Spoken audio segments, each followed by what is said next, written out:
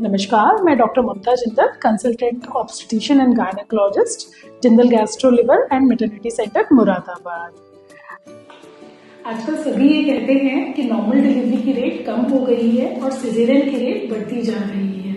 तो जब भी कोई ऐसी पेशेंट जिसकी पहली डिलीवरी सिजेरियन से हुई है और वो दोबारा प्रेग्नेंट है हमारे पास आती है, तो उसका पहला क्वेश्चन यही होता है कि क्या इस बार नॉर्मल डिलीवरी हो पाएगी। तो आज के वीडियो में मैं इसी सवाल का जवाब दूंगी। देखिए, नॉर्मल डिलीवरी होना एक सिजेरियन होने के बाद बिल्कुल पॉसिबल है। इसे हम वी-बैक कहते हैं, वजाइनल बर्थ आफ्टर सिजेरियन। लेकिन ये बिल्कुल डेफिनेटिव नहीं है, ऐसा नहीं है कि इसमें कोई रिस्क नहीं है। तो एक सिजेरियन होने के बाद दोबारा में नॉर्मल डिलीवरी होना कुछ बातों पर डिपेंड करता है। अगर पहले सिजेरियन का कोई नॉन रिकरेंट इंडिकेशन था, मतलब जैसे बच्चे को डिस्ट्रेस हो गया था या बच्चा नीचे नहीं खिसक रहा था या पानी कम था, जो जरूरी नहीं है कि दूसरी प्रेगनेंसी में भी रिपीट हो, तो हम वजाइनल बर्थ का ट्रायल दे सकते हैं। लेकिन अगर कोई रिकरेंट कारण था, मतलब जैसे मान लीजिए कि महिला को कॉन्ट्रैक्टेड पेल्विस है, उसके नीचे की हड्डी ही छोटी है, तो वो हड्डी तो हमेशा ही छोटी रहेगी, इसलिए उसको नॉर्मल डिलीवरी का ट्रायल हम नहीं दे सकते हैं।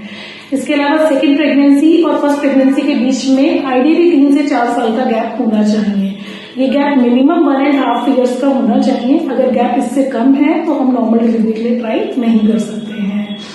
अगर महिला की एज 35 ईयर्स से ज्यादा है या उसको कोई कोमॉर्बिडिटीज है, जैसे मान लीजिए उनका बीपी हाई है, शुगर्स हाई है, महिला का बीएमआई हाई है, ओबीस पेशेंट है, तो उनमें भी नॉर्मल डिलीवरी के ट्रायल में डिफिकल्टी होती है और ये रिस्की हो सकता है। अगर महिला को स्पॉन्टेनियसली दर्द स्टार्ट होते हैं, मतलब स्पॉन्टेनियस लेबर स्टार्ट हुआ है, तो नॉर्मल डिलीवरी के चांसेस बढ़ जाते हैं।